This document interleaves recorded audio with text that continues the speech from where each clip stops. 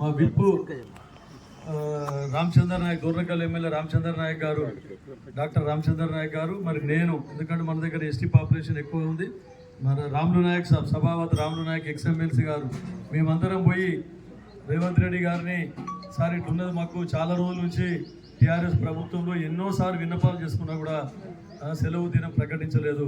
కాబట్టి ఎస్టీ సోదరుల మనోభావాలకు వాళ్ళని మనము గణంలోకి తీసుకొని ఖచ్చితంగా గౌరవించాలి. మనము దానికి హాలిడేగా డిక్లేర్ చేయాలంటే ముఖ్యమంత్రి గారు అప్పుడే స్పందించి దానికి ఆప్షనల్ హాలిడే గురించి చేసుకోవచ్చు అని చెప్పేసి చెప్పడం జరిగింది. మళ్ళీ మీరు ఈరోజు కూడా చూసిండ్రు, ఒక స్పెషల్ జీవో తీయడం జరిగింది. అందరూ ఎస్టీ సోదరులకు అందరికి కూడా ఈరోజు సేవాలాల్ జయంతి రోజు లీవ్ ఇస్తే స్పెషల్గా లీవ్ కూడా ఇవ్వచ్చు అని చెప్పేసి చెప్పడం జరిగింది. కాబట్టి దీన్ని దృష్టిలో ఉంచుకొని మీరు ఆలోచించాలి. కాంగ్రెస్ ప్రభుత్వానికి బడుగు బలైన వర్గాల మీద, ఎస్టీ సోదరుల మీద ప్రేమ ఉన్నదా లేదా అని చెప్పేసి గతంలో ఎన్నిసార్లు మనం చెప్పినా కూడా దాన్ని పట్టించుకోలేదు. అలాగే ₹1,00,00,000 ఉన్నదాన్ని మళ్ళీ ₹1,25,00,000 ఈరోజు గ్రాంట్స్ ఇవ్వడం జరిగింది. దీని గురించి సేవాలాల్ జయంతి గురించి అని చెప్పేసి చెప్తూ ఈరోజు 2085వ సేవాలాల్ జయంతి సందర్భంగా అందరికీ, ఎస్సీ సోదరులందరికీ పేరు పేరున నా యొక్క నమస్కారం. సేవాలాల్ మహారాజ్ ఒక చరిత్ర ఉన్నది. ఎందుకంటే ఆయన ఎంతో సమాజ సేవ చేయడం జరిగింది. తర్వాత ఎస్టీ సోదరులే కాకుండా ఇతరత్ర కూడా ప్రవచనాలు చెప్పి అందరూ మంచి దారిలో నడిచే విధంగా ఆయన చేయడం జరిగింది. తర్వాత మనం అందరం చూసినాం, ఇక రామరావు సేవాలాల్ మహారాజ్ కంటే మనం చూడలేదు, కానీ తపస్వి రామరావు మహారాజ్ పౌరాదేవి మనం అందరం చూడడం జరిగింది. అందుకని ఎంతోమంది ఎస్టీ సోదరులు చెడుదారిలో నడుస్తూ ఉంటే కూడా వారందరినీ మార్చి మంచి దారిలో నడిచే విధంగా ఆయన కృషి చేయడం జరిగింది అని చెప్పి చెప్తా ఉన్నాను. తర్వాత ముఖ్యంగా మనం చూస్తూ ఉన్నాం, సమాజంలో చాలా మార్పులు వస్తూ ఉన్నాయి. గోర్మాటి సోదరులందరూ అంచెలంచెలుగా ఎదిగి కష్టపడి ఎన్నో ఉన్నత స్థానాలకు ఎదిగినరు. చాలా సంతోషం. కాబట్టి ఇంకా మీరందరూ కూడా ముందు ముందు ఇంకా పెద్ద స్థాయిలో ఇంకా ఎదగాలని చెప్పేసి నేను కోరుకుంటున్నాను మీకు అందరికీ.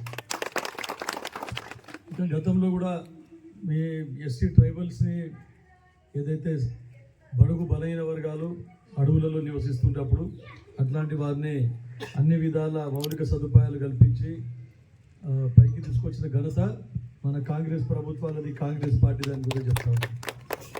ఎందుకంటే ఇందిరాగాంధీ గారు ఉన్నప్పుడు గరీబీ హఠావో దాంట్లో తీసుకొని వచ్చి ఎడ్లు బండ్లు, తర్వాత సీలింగ్ చట్టం తీసుకొని వచ్చి అందరికీ భూములు ఇచ్చి, తర్వాత బోర్లు వేపించి జీవనోపాధి కల్పించిన ఘనత మన స్వర్గీయ ఇందిరాగాంధీ గారిది అని చెప్పేసి చెప్తా ఉన్నారు.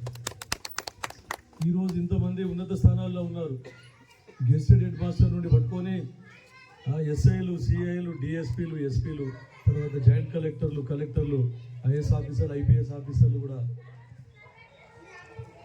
ఇంత ఉన్నత స్థానాలకు ఎదిగినందుకు దానికి కారణం అంటే గతంలో ఇందిరాగాంధీ గారు ప్రవేశపెట్టిన 6% రిజర్వేషన్లు అని చెప్పేసి చెప్తా ఉన్నారు. ఎందుకంటే కాంగ్రెస్ ప్రభుత్వాలు ఎప్పుడు కూడా బడుగు బలైన వర్గాల గురించే ఎప్పుడు ఆలోచిస్తూ ఉంటాయి.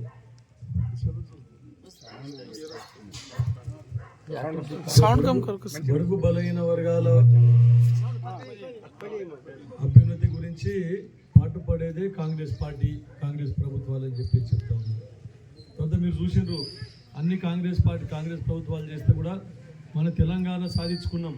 మన తెలంగాణ వస్తే ఇంటింటికి ఉద్యోగం, బడుగు బలైన వర్గాల జీవితాలు ఇంకా బాగుపడతాయి, తర్వాత తెలంగాణలో అందరికీ ఉద్యోగ అవకాశాలు కల్పిస్తారు అని చెప్పి మనం తెలంగాణ తెచ్చుకున్నాం. తెలంగాణ ఇవ్వడంలో కూడా మన సోనియా గాంధీ గారిదే చాలా కృషి ఉన్నది.